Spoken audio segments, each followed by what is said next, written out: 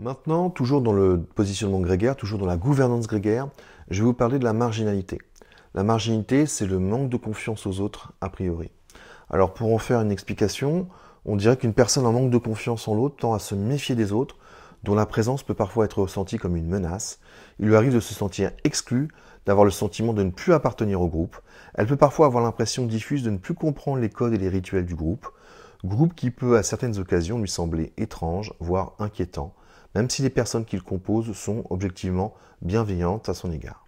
Bien que souhaitant être plus intégrée dans les groupes, elle ressent du mal-être lorsqu'elle est trop longtemps confrontée aux autres, au point de ressentir le besoin de s'isoler. La marginalité, tout comme les autres, la marginalité, tout comme les quatre dimensions de la gouvernance grégaire, est graduée en fait d'un niveau, on va dire, plus faible ou donc dans lequel on peut encore vivre facilement avec les autres, à des niveaux très élevés où là on est vraiment dans un comportement qui rend très difficile la vie en communauté ou la vie avec les autres.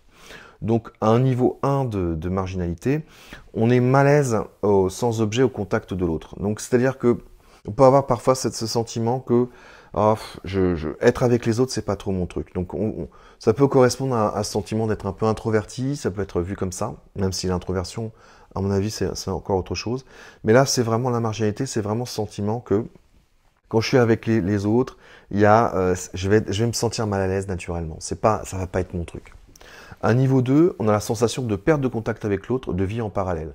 Donc là, on est carrément dans l'impression, contrairement à l'intégration finalement, que l'autre et nous, on est extrêmement différents, on se comprend pas, on vit dans des mondes parallèles, c'est-à-dire on n'a pas la même manière de voir les choses, on est très différents et finalement on se comprend pas. Niveau 3, mégalomanie par perte de la sensation de l'autre. Donc là, au niveau 3, ça atteint vraiment. On est tellement dans le sentiment que les autres, on ne les comprend pas, qu'ils ne sont pas notre monde, qu'il peut y avoir ce côté un peu mégalo, c'est-à-dire finalement, moi j'ai raison, les autres ont tort, je détiens la vérité, ils ne comprennent rien, etc. Donc évidemment, à travers la marginalité, on retrouve tous ces rituels qui sont très propres au complotisme, hein, par exemple. Les personnes qui sont complotistes, souvent, peuvent avoir cette marginalité qui va finalement leur faire ressentir émotionnellement l'impression que eux ils comprennent tout du monde et que les autres ne comprennent rien. Donc la sensation d'exclusion, de ne pas comprendre le sens caché des choses. Donc là on a un niveau 4.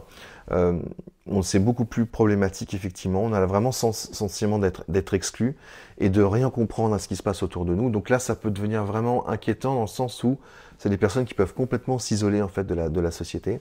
Et au niveau 5, on est dans la paranoïa, donc sensation diffuse d'être menacé, d'être l'objet d'un complot. Donc là vraiment la paranoïa finalement correspond en ANC à un niveau à de la marginalité avec différents degrés, ça peut être plus ou moins problématique. Ce qu'il faut savoir, c'est qu'avoir de la marginalité, c'est pas grave en soi dans le sens où on peut tout à fait en avoir conscience et rationaliser en fait notre pensée de manière à pas être drivé, pas être dirigé par la gouvernance grégaire, mais finalement prendre du recul avec ces impressions-là pour être capable de vivre en société et de finalement, quand on a le sentiment un peu paranoïaque ou complotiste qu'il y a un complot derrière quelque chose, bah pourquoi pas regarder finalement des études scientifiques, regarder des faits, regarder le travail de journalistes sur les sujets, aller creuser finalement, mais j'ai envie de dire, avec des points de vue complètement différents, de personnes qui ont étudié le sujet de manière complètement différente, de manière à se faire une opinion plus juste sur le sujet. Le problème avec la gouvernance grégaire, c'est que si vous laissez finalement ces sensations, cette émotion, ce ressenti diriger vos pensées, modeler en fait vos pensées, ce que vous allez pouvoir dire, ce que vous allez pouvoir faire, c'est là où ça devient problématique. Parce que des sensations, ça n'est rien d'autre que quelque chose qu'on ressent en nous, c'est une forme de la chimie du cerveau dans sa complexité qui s'exprime, et évidemment, ça peut induire en erreur, et souvent ça induit en erreur. Donc là, on n'est pas dans une intuition basée sur une expérience rationnelle, logique, ou qui fait qu'à un moment donné, on peut avoir une intuition et se fier à son intuition. Là, c'est vraiment un ressenti, ça ressemble beaucoup à de la peur. Hein. C'est un peu la peur d'être... ou alors quelque chose, des petites voix dans la tête qui vont vous dire non mais là, faut pas lui faire confiance, etc. Et donc ça, c'est très caractéristique de la gouvernance grégaire. Et donc ça peut poser des problèmes pour la vie en société ou au sein d'une équipe ou dans la vie à deux, par exemple.